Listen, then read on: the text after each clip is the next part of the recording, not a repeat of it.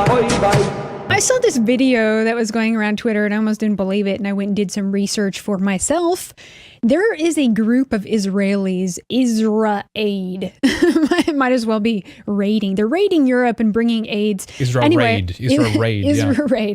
So it's a group of Israelis that have come to the shores of Europe to welcome invaders, literally.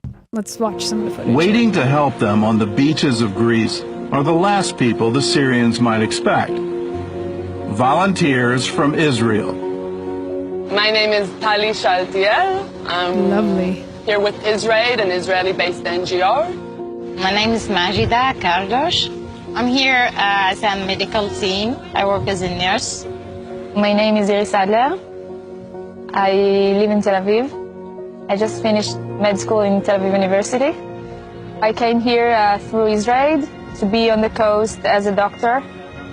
My name is Manal Shhadi. I'm from Nazareth, and I'm the team lead of Israel in Greece. Our job here is to receive the boats of the refugees that are coming from the Turkish side to the Greek side. There are many, many volunteers on the beach, not many medical teams. On the line from the Turkish side, they're going through a lot of problems. Their smugglers there are asking them to pay between $1,000 to $5,000 per person. A lot of time they're just shoving them into boats that should fit 50 people, but there are 150 people on the boat. They just leave them midway through the sea and they tell them, you find your own way to Greece, we're not responsible on you. Or they fill like half a tank of gas and they just leave them in the middle of the sea. Let me pause there for a second. I just want to comment on that. The reason why they do that, by the way, is because international maritime law stipulates that you have to save people if they're stranded at sea, right? There's this duty to rescue persons at sea and stuff like that. International maritime law, or maritime law is international law. And that's the reason. It's not an accident. That's why they're putting them with half a gas a tank, because otherwise, if they were a capable ship, they could actually push them back or send them back again and say, actually, you can go back again. But now they're like, oh, we're stranded. We can't help us, right? Well, aren't they just coming from Turkey and they're idiots who don't even have water? I just want to say, though, these women say it's our job. But by who? You're coming by Israel. Have you asked the Greek people? I mean, think about it. Again, you have Jewish women showing up in Europe, in a country that is not theirs, that are welcoming invaders. I mean, it's just outrageous. And I just want to say again, too, 70% of these invaders are not fleeing war. They're coming for welfare. Let's watch the rest and then comment on this. What we do is go to Hind Point with binoculars, searching and scanning the water, and you start looking for this black with orange dots in the view. And then it comes nearer and you start seeing the rubber boat and all the people on it. It's like one, two, three. Yep. Here it is. Here's Europe. Here's the white people. A few minutes of chaos. Taking Here's off the babies, girls. people screaming, shouting, helping them. You know, a lot of them don't know how to swim. They're afraid from the water. Looking at the refugees so we can see who is in need of medical help. And I start shouting, Their clothes is doctor, who clean. need a doctor in Arabic. They look in good shape. And so this is the time that we start giving treatment. After that, we start giving them food and water. Look at that. They're like smoking a cigarette there, kind of just hanging out. Yeah, they don't look starving with his, and like, desperate. neon sneakers. Yeah, it's ridiculous. It's like fun, isn't it? Give them food and water, warm clothes, something to eat, to drink. After that, I take the map. We have a map that we translate on it in Arabic. Explain to them what is the next step. What is the next step? Let's explain to them what is the next step. This is where you're going to go next. This is what you're going to do next, right? This is just, how can you not be livid? Again, they're foreigners coming to a country that is not theirs. Do the Greek know about this? Giving them maps, explaining them how to navigate the welfare system, where to go, and then maybe refer them to the German website about how to impregnate women, preferably German women. It's just like... They found this handbook. We posted the news a while back too, as Sky News found basically for EU-bound migrants a handbook that was with all these directions. It was like, here's help organizations along the way. here's where you can go. Here's the places where you can stop. And I was thinking they didn't know who did this one. Maybe it's Israel who did this one, Yeah, right? exactly. Maybe it's them Gotta who did do this. some research. Yeah, we didn't actually get to see, and when this news was released, who it was that was responsible for this. You know, they don't know where they are, okay? So the first thing that I tell them that they are in Lesbos Island in Greece, because some of them, they had like no idea where they are. We brought a team from Israel, which is Arab speaking, and the effect was amazing. Hearing your language is very important to them, and then getting the instructions where to go, what to do next, what are the next steps, because they have a lot of uncertainty. And although Israel and Syria are technically at war, none of that matters here on the beach. Usually when they get to the beach, they're just happy to see people waiting for them. It's a big party, you know? Gonna make it to Europe after Giving all. them help and food and clothes and medical Why don't they treatment do this if to they need. Palestinian refugees? Why don't Sometimes they they build realize who we camps for are them and and help they're them? just happy to see us and they hug us and kiss us, and it's very exciting. Men kissing me like I'm their daughter, you know, on the forehead, saying thank you, saying that I would never have thought that I'm going to receive treatment or be able to speak from an Israeli doctor or share my story with an Israeli. So okay, let's just really get into the nitty gritty so of this. mad when I see this. Yep, I know. It's so okay. Let's put it in context. We have people from a foreign country that has nothing to do with the relationship of the European Union. They're Israeli citizens. They're Israelis. They're Israeli Jews. A country, by the way, that has like the strictest immigration. We'll get to that later. But they're going to the shores of Europe to welcome Syrian migrants, African migrants, Afghani migrants, Iraqi migrants, pointing the way, standing out and like waving, you know, here it is, come this way, right? Yeah, literally doing that. Yeah, it's like let's go to Israel. I said this on Twitter. Let's get a good group together, go to Israel, start up some aid, you know, and then welcome all the non-Jews, the Arabs, the Africans. Why can't we do that? What would happen then? How about we go there and set up aid for the Palestinians? And why aren't these women doing that if they claim that, we're in such a good relationship with Muslims? Why aren't they doing anything there in Israel? Let's not even talk about that, right? Israel, right? The Zachariah Zevi, the founder and the CEO, he's like a guy speaking at APAC, you know, meetings and stuff like that. The guy who's the director.